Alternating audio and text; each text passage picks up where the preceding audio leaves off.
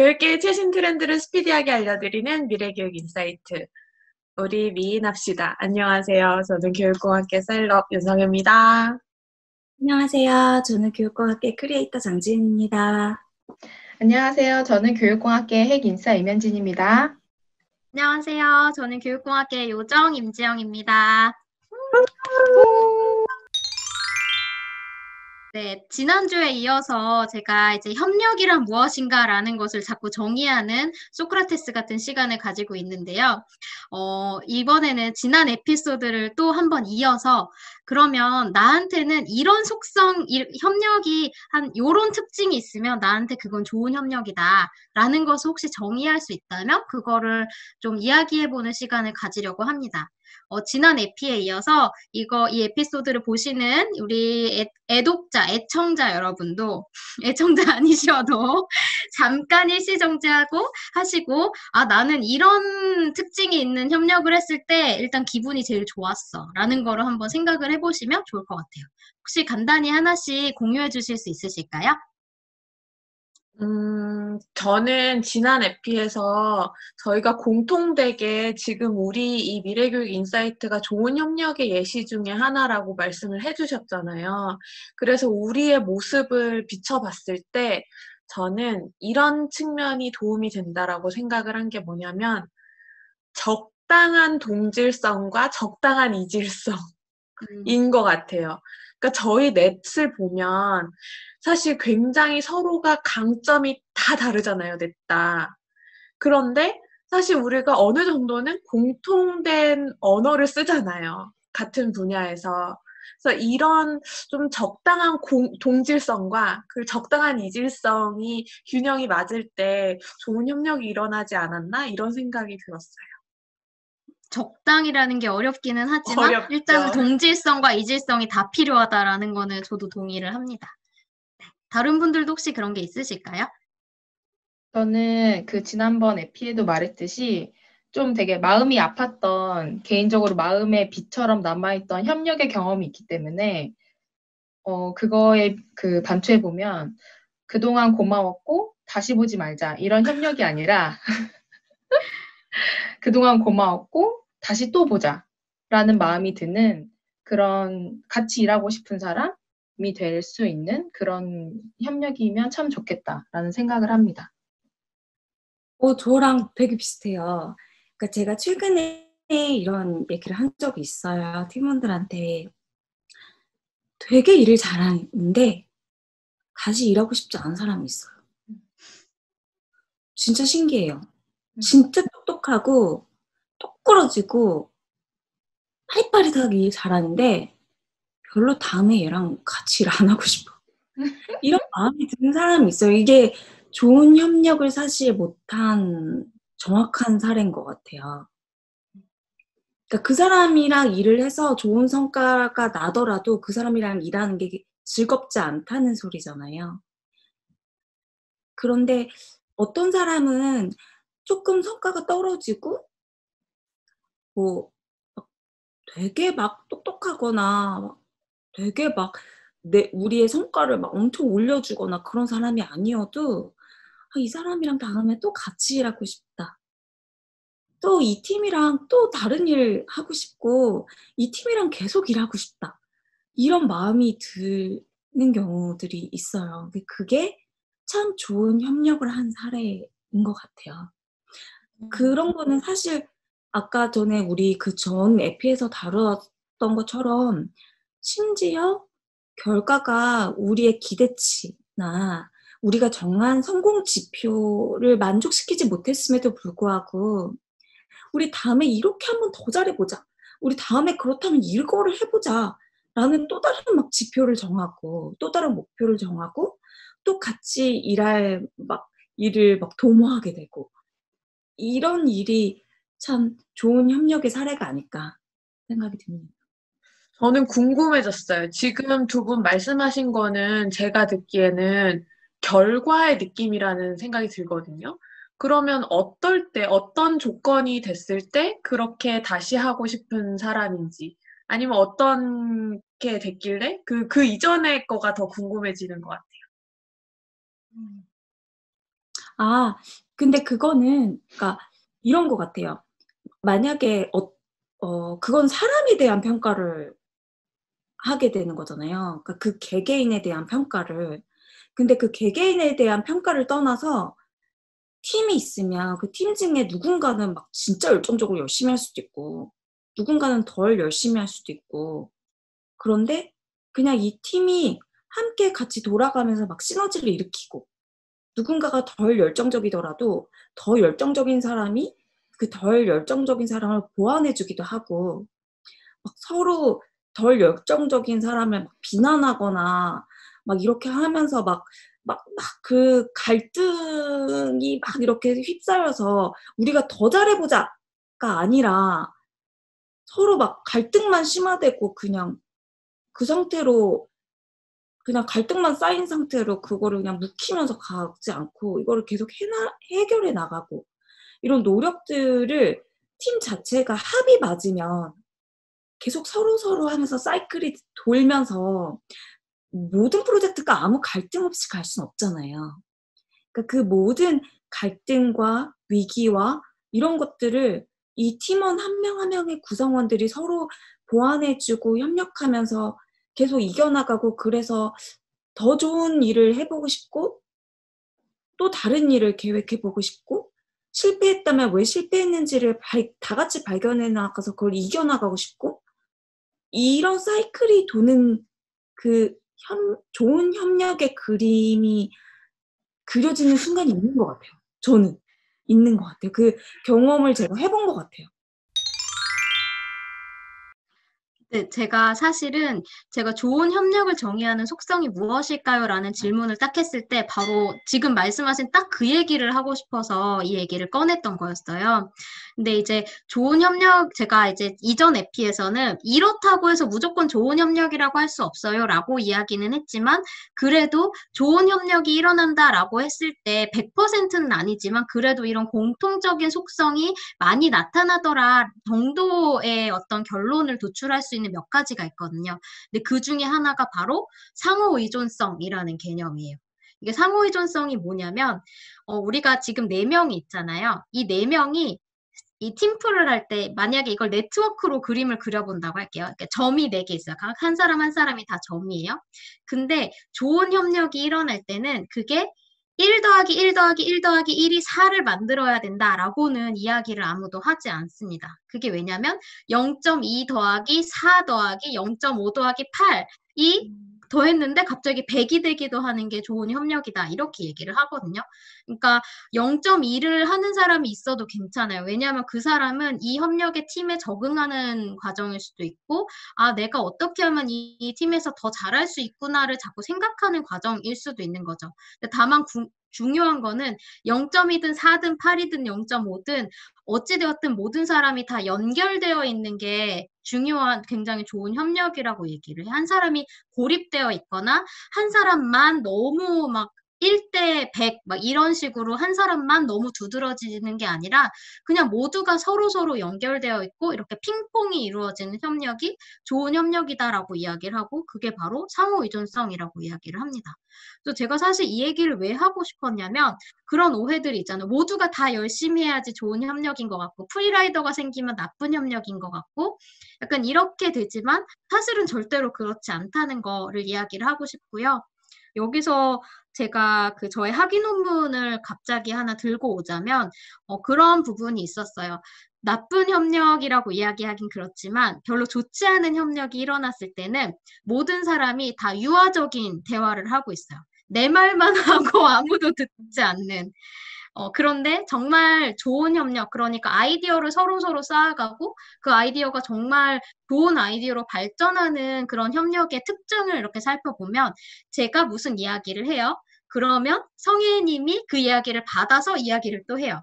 그리고 제가 그다음에 여기서 또 지은님이 그 이야기를 받아서 또 이야기를 하고 현지님이 그 이야기를 또 받아서 이야기를 하고 이런 식으로 이 사람들이 다 연결되어 있는 거죠. 그런 연결성이 자꾸 쌓여갈수록 좋은 협력이 이루어진다라고 이야기를 할 뿐 1대1 대 1대1이 돼야 된다. 아니면 뭐 리더십이 하나가 있어야 된다. 이런 것들은 절대 좋은 협력을 정의하는 속성이 절대라고 이야기하면 굉장히 조심스럽지만 좋은 협력을 정의하는 속성이 아니라는 거. 이게 참 협력을 생각하면서 공부하면 할수록 자꾸자꾸 마음에 담아야 하는 그런 굉장히 중요한 가치인 것 같다는 생각이 들고요. 그런 의미에서 네네네. 갑자기 생각난 사례가 있어요. 프로듀스 101? 그리고 그 뭐냐 슈퍼스타 K? 막 이런 거 보면 이렇게 팀을 짜줘가지고 경쟁시키고 이런 거 하잖아요. 근데 그런 거, 그 과정에서 분명히 되게 잘하는 사람이 있고, 되게 못하는 사람이 있고, 못 따라가는 사람도 있고, 막 그러면서 그 팀 내에서 일어나는 막 갈등들을 막 그대로 막 다 보여주잖아요.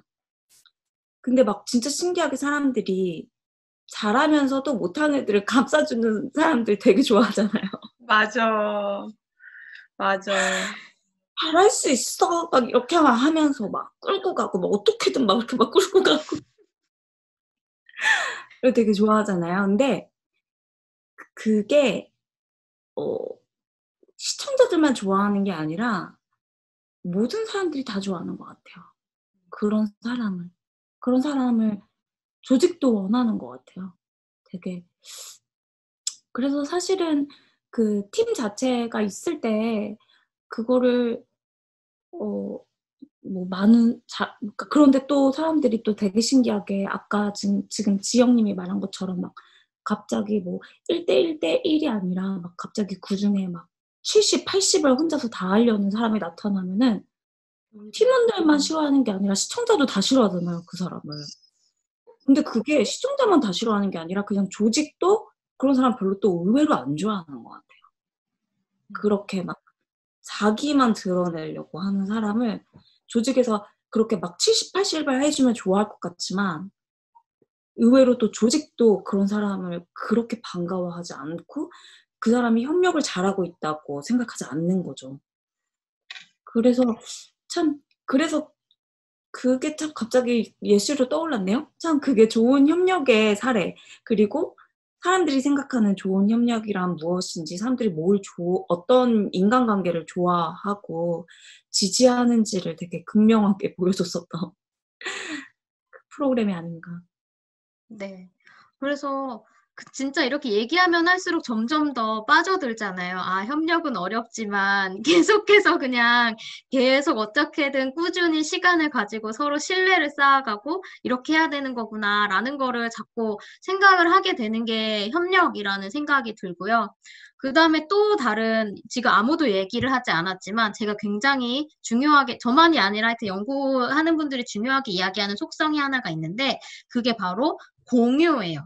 아마 공유를 얘기하시면 공감하시는 분들이 있을 것 같은데 되게 팀을 보면 내가 가지고 있는 거 남들한테 뺏길까봐 꽁꽁 싸매고 이렇게 내놓지 않는 사람들도 있고, 근데 어떤 사람들 보면은 막 아낌없이 주는 나무처럼 막 이렇게 주는 사람들도 있고 그렇잖아요. 근데 어찌되었든 좋은 협력은 공유가 일어난다. 그러니까 공유가 있을 때 일어난다라는 것도 굉장히 많이 연구가 되고 있습니다. 그래서 그러니까 사람들이 전부 다 자기 생각을 공유할 때, 아, 우리 팀이 모두가 생각하는 목표는 이런 거구나라는 목표도 세울 수 있게 되고, 아, 우리 팀은 이런 걸 중요하게 생각하는구나라는 암묵적인 규칙도 만들어지게 되고, 그런 점에서 아, 되게 좋은 협력을 만들 때는 공유도 해야 되고 시간도 있어야 되고 튀면 안 되고 다들 연결도 되어야 하는 되게 어려운 일이 일어나는 게 협력이구나라고 정리를 할 수가 있습니다.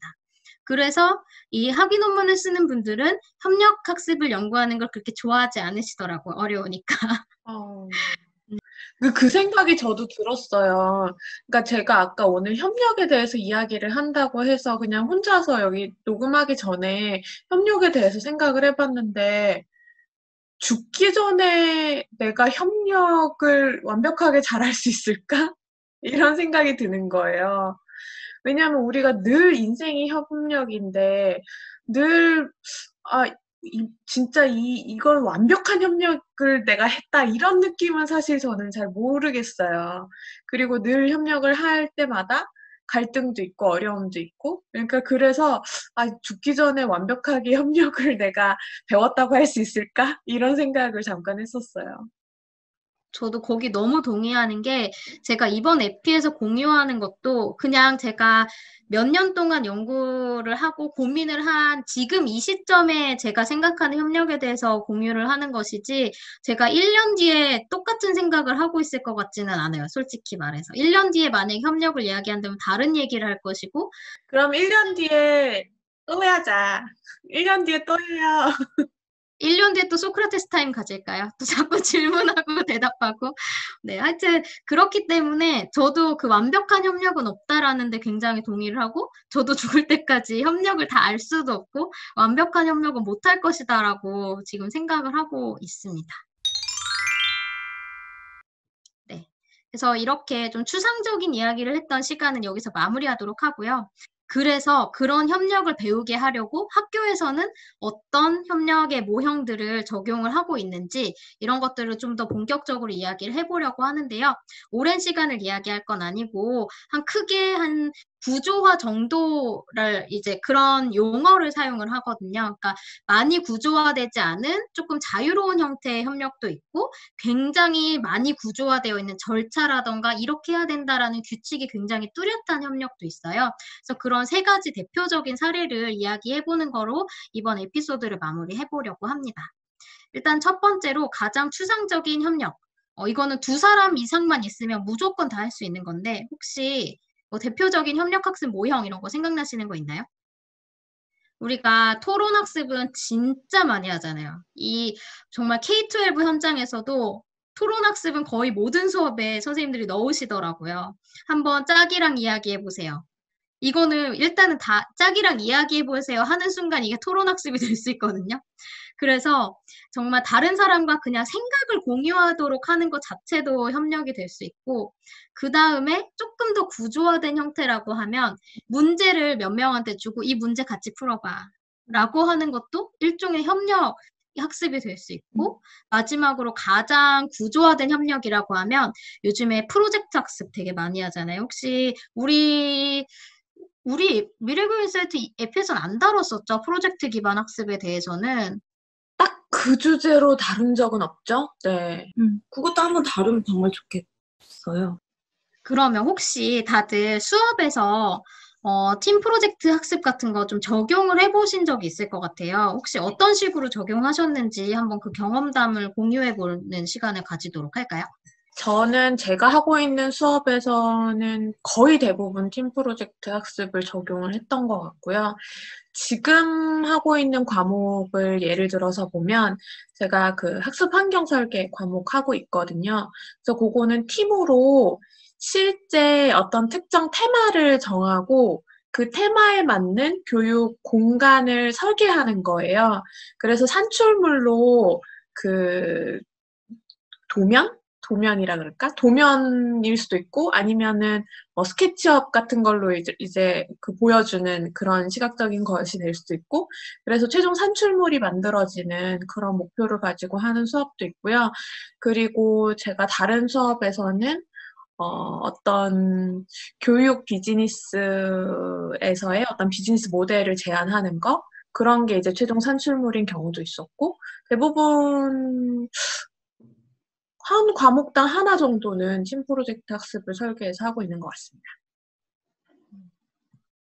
저 같은 경우도 항상 기말 같은 경우는 팀 프로젝트를 하는 편이었고, 그리고 이제 협력적으로 하나의 문제를 해결을 하는 건데, 주로 실제적인 문제를 찾아내고 그 문제를 해결하게 하는데 대신에 범위를 주죠.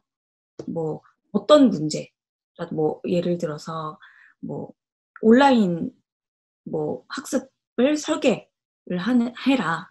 그런데 기존에 있었던 어떤 문제를 해결하는 온라인 학습 수업이라든지 뭐 이런 식으로 해서 실제로 팀에서 그 문제를 발견하는 거에서부터 시작해서 그 문제를 내가 어떻게 해결하는 어떤 콘텐츠를 개발할 것인지까지를 이제 팀원들이 실제로 그걸 개발해보고 그 모든 과정을 거쳐서 최종 산출물을 프레젠테이션에서 발표하는 것까지. 그래서 그 발표 능력까지도 이제 평가 대상이 되는 거죠.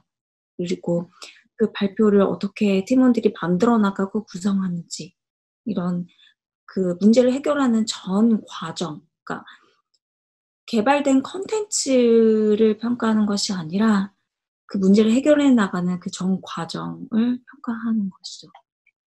저 같은 경우에도 이번 학기에 하고 있는 게, 그 저는 이제 교육 방법인 교육공학이라고 여러 그 사범대학 전공생들이 모여서 이제 어떤 설계를 해보는 수업을 하고 있는데, 각자의 교과에서 해결하고 싶은 뭔가 아이들이 많이 조는 수업이다라던가, 아이들이 많이 어려워하는 수업이다라던가, 뭔가 그런 문제를 하나 결정을 하게 하고, 다 사실 교과 교육을 설계한다는 건 그 내용을 어떻게 하면 잘 전달할 것인가라는 점을 잘 달성을 하는 게 좀 중요한 설계의 어떤 목적이라고도 할 수 있지만, 그런 문제를 정의하게 하고 그 문제를 해결할 수 있는 어떤 수업 지도안 이런 것들을 짜게 하는 방식으로 제 지금 팀 프로젝트 학습을 진행을 하고 있어요. 그래서 지금 이야기를 했던 것처럼, 이제 모두들 이야기를 했던 것처럼, 팀 프로젝트 학습이라는 거는 결국에 뭔가 다 같이, 우리가 그래도 이거 하나는 만들어냈어. 라는 그 산출물을 하나 가져가게 하는 그런 게 굉장히 중요한 특징인 그 협력학습이라고 할 수가 있고요. 그렇다는 점에서 우리가 첫 에피에서 얘기했던 CSCL과 CSCW가 다 합쳐지는 그런 협력학습의 형태인 것 같아요. 과정도 중요하고 결과도 중요한. 네, 그런 점에서 아마 요즘 대학들에서는 팀 프로젝트 학습을 진짜 많이 적용을 하고 있는 것 같아요. 저 아까 지영님이 한 얘기에서 궁금한 게 있어가지고, 그러면 그 교육방법 및 교육공학에서 팀은 이질적으로 짜졌나요? 아니면은 동질적으로 짜졌나요? 그러니까 그 같은 교과교육 전공자들이 모였는지 아니면 찢어졌는지 그게 궁금했어요. 저 사실 그것 때문에 제가 한 3주를 고민을 했어요. 어떻게 설계할 것인가 진짜 고민을 했는데, 이번 학기엔 온라인 수업이잖아요. 그래서 가뜩이나 온라인에서 만나서 뭔가 하는 거에 대한 두려움을 가지고 있는 학생들이기 때문에 그 두려움이 협력학습의 장면까지 오게 하는 게 그렇게 좋은 경험이 될 것 같지 않아서, 이번 학기에는 웬만하면 같은 전공생들끼리 같이 할 수 있도록 했고요. 그러다가 이제 같은 전공생이 만나지 못하는 한 팀이 생겼어요. 이제 여러 가지 전공생이 모이는. 그래서 그 팀을 통합교과팀이라고 명명을 해서 이제 그 자유롭게 주제를 정해서 진행을 하고 있는데, 사실은 이런 이야기를 먼저 저희 학생들 아무도 안 듣겠죠? 많이 들을 것 같은데. 네, 얘기해주세요.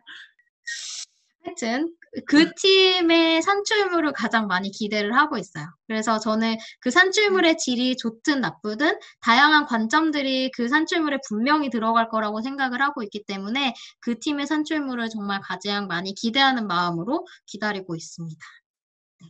그리고 사실 이번 학기에는 반항이 컸어요. 같은 전공생들끼리 이번 학기에 꼭 묶어주세요라는 그런 의견이 정말 컸고, 정말 이번 학기이기 때문에 그것을 수용한 것이고, 다음 학기에 드는 학생들 혹시 보고 있다면 아닐 수 있다는 점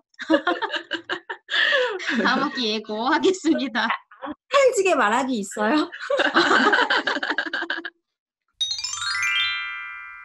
교육계의 최신 트렌드를 스피디하게 알려드리는 미래교육 인사이트.